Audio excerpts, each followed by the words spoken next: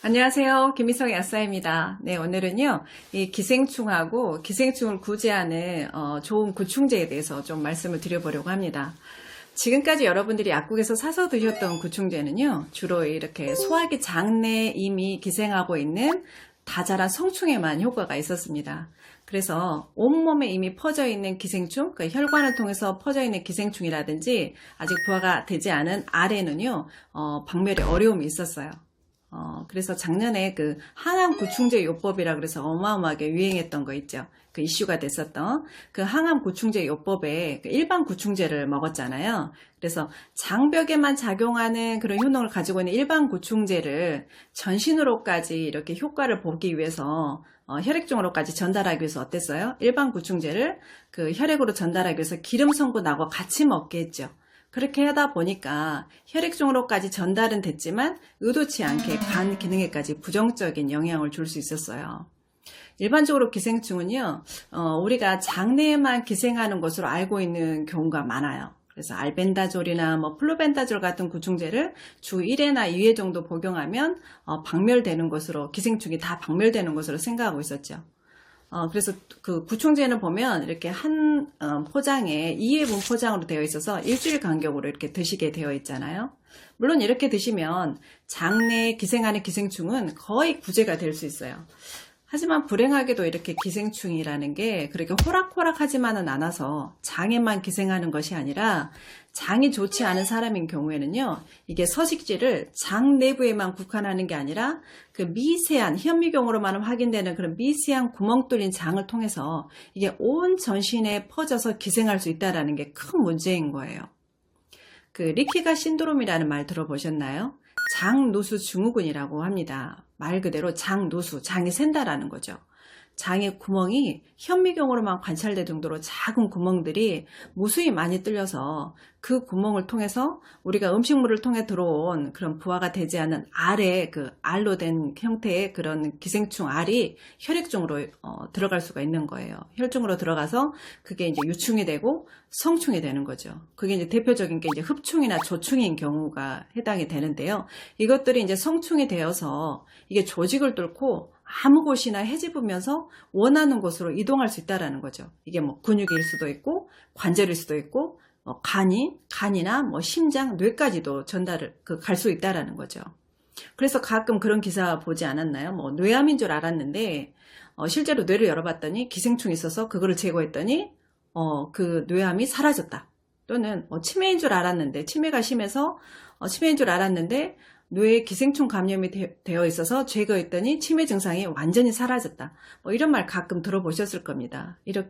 이러한 무서운 기생충들은요, 장내에만 머무르지 않고 이게 혈액종으로 통해서 온 전신을 뚫고 다닐 수 있다는 거죠.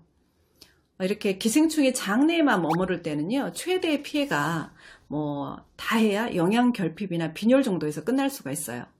물론 이게 기생충이 장을 막아서 장폐색으로 사망한 예도 있기는 해요. 70년대에. 하지만 이거는 극히 드문 현상이고요.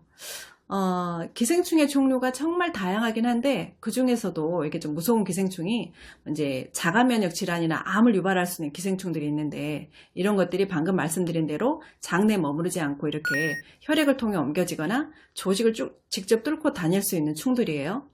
이게 그 중에서 대표적인 게 뭐냐면 이게 이제 촌충하고 흡충이에요. 촌충은 이제 조충이라고도 들어보셨을 거예요. 그러니까 촌충과 조충은 같은 말이고요. 조충과 흡충인데 이게 이제 조충 같은 경우는 대표적인 게 뭐냐면 이게 세계적으로 약 한 7,500만 명이 감염된 것으로 추정이 되는 소형 조충이라는 게 있는데 이게 쥐의 배설물이 묻어있는 음식을 먹거나 그러니까 이게 바퀴벌을 통해서 많이 옮긴다는 거죠.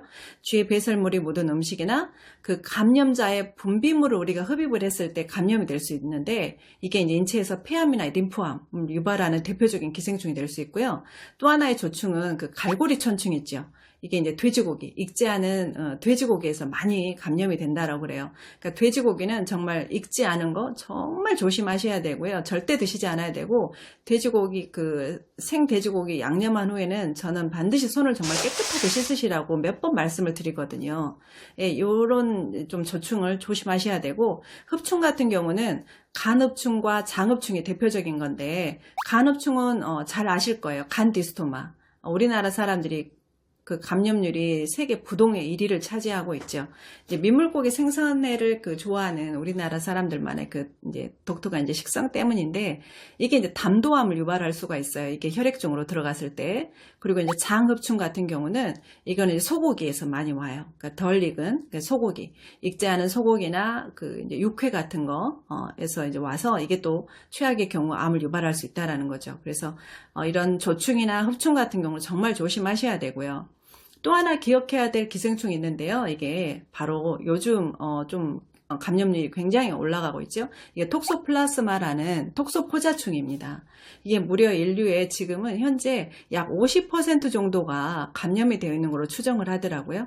이게 자살이나 조현병, 정신분열증을 유발할 수가 있는데, 이게 최초의 전파동물이 바로 고양이라는 겁니다. 그래서 반려묘를 키우는 분들은 정말 제가 항상 말씀드리는 게 기생충 구제에 관심을 제발 좀 가져라. 그래서 지속적으로 구충제를 드셔줘라 라고 항상 말씀을 드려요.